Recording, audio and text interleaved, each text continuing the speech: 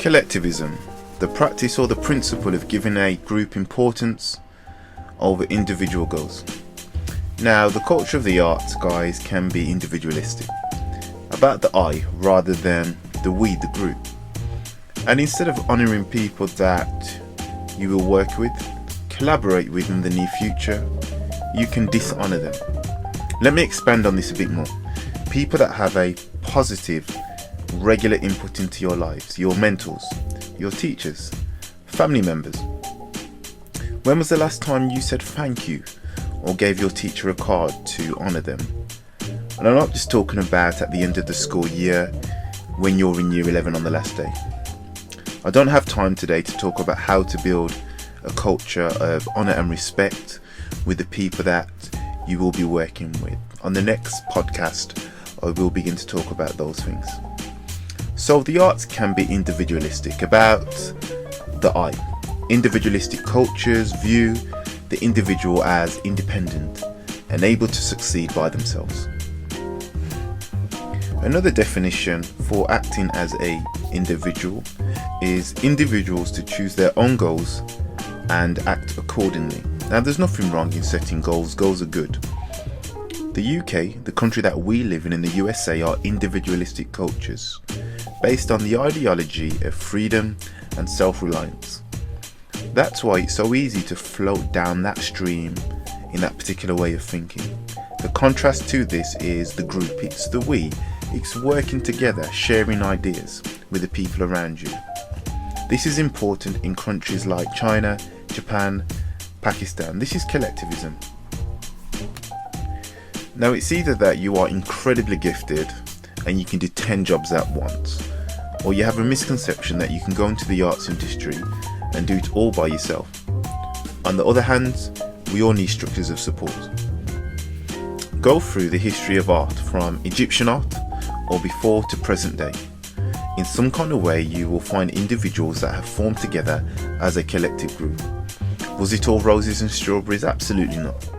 There was rebellion at times. Impressionism in the 1860s that spread throughout Europe and eventually to the United States. There was a collective group called the Impressionists. Some of the obvious names: Claude Monet, Alfred Sisley, Pierre Renoir. Some collective groups throughout history formed together out of choice. Others experienced rejection from the institutions. Do some research on art movements, and the next time I come into your school, your college, you're more than welcome to show me what you've done. So, structures of support, they're important because you're building the foundations for your career. Even the great Michelangelo had structures of support. From the tender age of 15, Lorenzo de' Medici supported him financially, the most powerful man in Florence at the time. Michelangelo was surrounded by prominent philosophers and artists in order to build upon precept and to become the great genius that he is known for. So, individualism versus collectivism. Which one is going to be more beneficial to you? I'm talking about your mindset, the way that you think, and also the way that you interact with other people. Okay, so when individuals are working to achieve their own goals, you are able to recognize the benefits that arise from cooperation and voluntary exchange. The next art movement that I'm going to talk about are the young British artists. Now, this particular group, they were able to find an equilibrium, swinging back and forth between setting personal goals and collective goals. In the late 1980s, art entered a new, excitingly distinctive phase known as the young British artists, the YBAs. They all had individual goals, and I assume one of those goals would have been to graduate from university. The YBAs were a group of students that started to exhibit their work in London. They graduated from the BA in Fine Art at Goldsmiths University in London. They were putting contemporary art into the mainstream of popular culture. They had the mentality, go out and do it for yourself. Don't wait for the establishment, because no one was going to help. Now, this group understood trends. Now, trends are important to identify. For example, fashion trends, what's popular, okay? The trends at this time, and it's still a trend now, year in, year out. Artists go to art school, graduate from art school, but they do not build the mechanisms on how to survive in the real world. The YBAs were known for their entrepreneurial spirit and shop tactics. At this time, London emerged as a new multicultural city for contemporary art. Out of all the artists, there was one most celebrated or notorious, YBA. The leader of the pack, Damien Hirst. Today sources say that he's the wealthiest living artist and that he's worth 1 billion. Now the thing with Damien, guys, is that he understood the importance of working together as a collective, also having your own individual goals. In the group there was painters, sculptors, video artists, performers. Most importantly, there was a patron, somebody to give you that hard cash and to invest into your creative projects.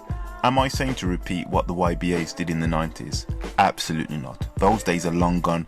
Walking into an exhibition and seeing spotted dots on a canvas. Be authentic to you. Use the history of art as inspiration. It's a new generation.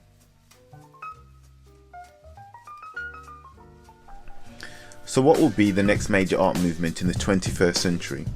I believe it's here already in a digital, creative way, celebrating the arts through music, dance, and of course drawing and painting.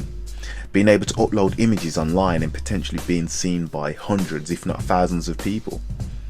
Being able to start a business in your bedroom and promote that globally for free online. It's a wonderful time that we are living in.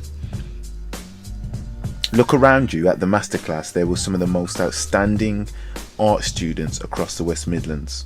Some of you guys will make connections. You'll go into business with them because you're smart. You're thinking ahead. In the next 10 years or so, come back and talk to the new members and invest back into the program. You guys have the potential to shape your own future, and I believe that you will. I also believe that all of you can go on and hold senior, important positions within the arts industry that you are passionate about. So aim high and be a risk taker.